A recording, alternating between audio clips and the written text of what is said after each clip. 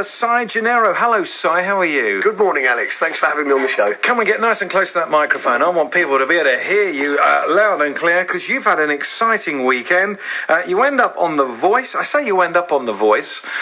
You obviously wanted to get on The Voice. What did you do? Did you send in a demo, or how does it work? Well, funnily enough, I heard they were doing auditions in my hometown, and not only in my hometown, but actually in the pub where I run the open mic. Okay, so I did it just for a giggle. And where is that? What pub? It's O'Neill's in Bournemouth. Right. I call it my hometown. I don't actually live there, but that's where all my musical sort of doings happen. So I call it my, what's up, Bournemouth?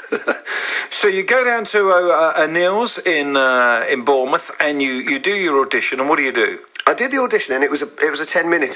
So I did 3 songs, and it was pretty much like doing a gig there. And I've only done about 1,000 gigs there, so it just felt so at home. Got invited back to another audition the next day in a little music college around the corner. Okay, and then do you not hear anything for months? You get a phone call? Or it goes, you don't hear anything, and then you hear something, you're like, I'm through the next round, and, this goes on for a little while.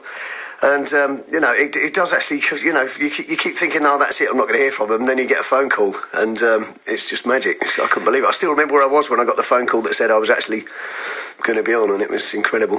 Now, there was a guy on it. I did see a little bit of the week before, and there was a welder from up north, a guy called Bob, who was absolutely brilliant, and nobody turned their chair around. And this guy had an amazing voice. I met him. Yeah, he was lovely. Oh, well, he was on the week before, wasn't he? So you were more or less at the same recording? Yeah, same recording. I don't know the way they obviously jumble things together, because, that's how it works. But I was sat right next to him in a chair, and he's a really, really lovely guy, and he had the shiniest shoes I've ever seen. Really? Yeah, you could see your face in them. Well, he was just amazing, and I'm thinking... Brilliant singer, totally. It's called brilliant. The Voice. They should have turned... I'm not saying they should have turned chairs for me, but they definitely should have turned for him. But, that's up to them, Am I guessing that all these people come in, and then if they've got a bunch of really good ones, and then a bunch of some flat ones, they jumble them up to make different episodes? Do you think maybe that happens? I would have thought so, yeah. I suppose ultimately it's television, and they've got to make it appealable. Appealable, is that even a word? I think it is. If it's not, it is now. So you end up on the Voice. Is it fair to say you stole the show? Because not only did you sing and were a big hit with the crowd, also you got to sit in will.i.am's chair. I totally did, and it was a very comfortable chair, and I did sit on his tablet. I say tablet because if I mention the brand name, I'll have to say other tablets are available, which I've said anyway now, so I should have just said it in the first place. So anyway, did you think this is my moment, and I'm going to milk this for all it's worth, because the more I milk it for, the more I'm going to get myself on the TV, and the longer I'm on TV, the more memorable I'm going to... Is that going through your head, or are you just larking around? Not really, no, I was just clowning around. I mean, obviously, I just do things. I'm just one of those people. There's not really a lot of forethought that went into it. I just kind of... I was there, I was having a bit of fun. I do tend to work with the crowd. If there's a big crowd there and they're going crazy, I tend to work with that. And there was a big crowd there. There was a lot of energy in that room. And I was just going with it, really. I never really expected any of it to get shown, or certainly not as much as they did show. So I'm really very flattered. And The Voice they're just lovely human beings. I'd recommend anyone to do the show. So were you surprised on Saturday night? Was that the first time you saw it? And you thought, hang on, I'm on for, was it 8 or 9 minutes? It might have even been 10 minutes or something, Wow. I mean, I actually was in agreement with some of the Twitter comments, because obviously I do love doing Twitter. I was in agreement with some of the people on there, some of the other contestants that might have mentioned the fact that I've been on there, like enough already. So I was kind of, I tend to agree. I don't, to be honest, I don't like to see myself on the television at all. I love doing it, but I don't want to watch myself. What song did you do to try and get them to turn the chairs round? It was Land Down Under by Men at Work. Right, and they didn't, and you see the chairs haven't turned round. Are you getting nervous? You think I'm nearly at the end of the song and you haven't turned round there's yet? that big feeling in the pit of your stomach of, there's gloom, there's a sense of gloom that sort of overrides the proceedings. But having said that, it's weird because you're high and low at the same time. It's a very strange feeling, because when you get to the end, you've just done a great performance, the crowd are going crazy, you didn't turn the chairs, and then they turn around, and it's like... It's just so... And to see Kylie's face as well, Kylie's reaction when she turned around, if you saw her face, someone actually got a picture of it, you can find it on the internet, it's just... I was there and she looked at me like that, and I was like... It was surreal to the nth degree. Put your headphones on. We've got Gail in Copner here for you. Hello, Gail. How are you? I just wanted to say, I just rang Rebecca up to say that I think he made the show that night. It was fantastic. Such a bubbly personality. Really, really great. Oh, thank you so much. That's really nice of you. You know, people have been so kind. I think the only real negativity I had was from the Daily Mail, but I think they had a point to make on an extra grind as they usually do, so let them get on with it. No, I think you were fantastic. You made the show for me that night. Oh, thank you very much. If you follow me on Twitter, I'll send you a tune or something. I'll post you something. Okay, You wish you never bothered. Thank you. All right, Gail, Bye. thank you very much. What did the Daily Mail say about you, Si? Well, I think there was more a comment about the show. You know, I think they were basically saying that, you know, having people like me on there blows the integrity of the show a little bit.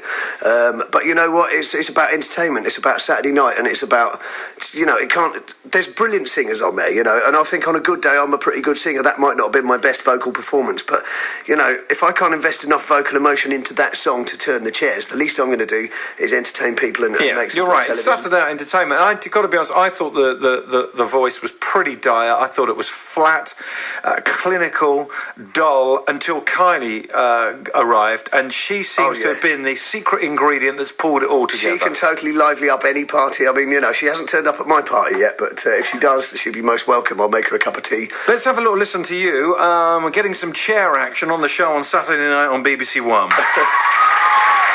He's definitely from the future, isn't he? He's too cool for our time. His phone's in here. I won't touch it. And there's a drink. So, like, what do you do in the forest? I mainly chase badgers, really. You know, there's not a lot else to do. It must have been a big thrill to meet will.i.am. I mean, he's such a wonderful producer and artist. And Tom Jones, a legend, and Kylie, and they all were very nice and huggy, weren't they? Yeah, I noticed you didn't mention Ricky. Well, I don't know him. He's the guy from the script, or the guy's taken over from the guy from the script. He's the guy that's taken over. He's in the Kaiser Chiefs. I actually did really love the Kaiser Chiefs. I don't know much about Ricky. Obviously, all the rest of them guys are sort of mega stars, but they have to have one that's kind of, you know, more in touch with the people, I suppose. And he's the man. But I was a fan of the Kaiser Chiefs. So, what did Tom Jones say to you? Tom Jones, he said something like words along the lines of, have you considered a career in comedy? I don't even remember what I said in reply. I'm sure it's there. I'm sure it's out there, but... So when you did the song and they didn't turn around, then you said, well, look, I've got this other one, The Chicken Train. Is that what happened? Do you know what? I can't really remember it. I think that's what I said. It was all just very spontaneous. I mean, I had this kind of chicken train thing as a thing I lark around with, but it was nothing... It wasn't a tune. And when I was just messing around with the harmonica, and before I knew it, the band had joined in, and it suddenly turned into something epic. Well, let's have a listen. You do a lot of shows? I do actually combine music with comedy sometimes. When I was in the hotel room the other day, I did actually write a song called Chicken Train. Can we hear it? Yes, yeah.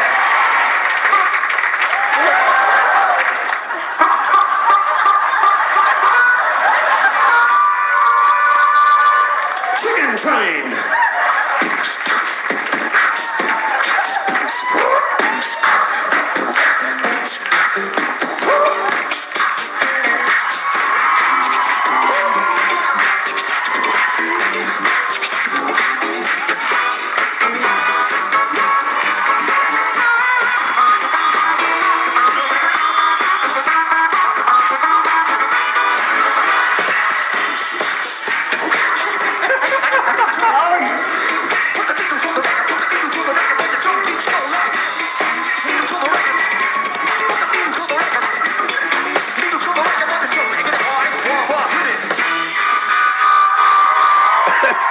So that was all ad-libbed, and that was... It was all ad-libbed. I have to say, fair play to the Voice house band. Are just absolutely brilliant, those guys. They're just epic musicians. We're releasing that song today, by the way.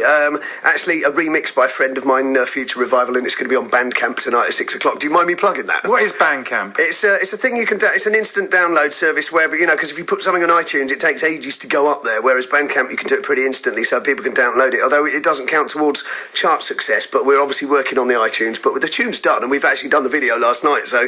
And where did you do the video? Where did you shoot the video? We shot the video in O'Neill's, the notorious O'Neill's. And it was the funniest video ever. We did it like the Sainsbury's lo-fi sort of Christmas video, you know, where they had all the sort of Christmas tree stuff and it was all lo-fi. We did that. We cut loads of people dancing like crazy chickens.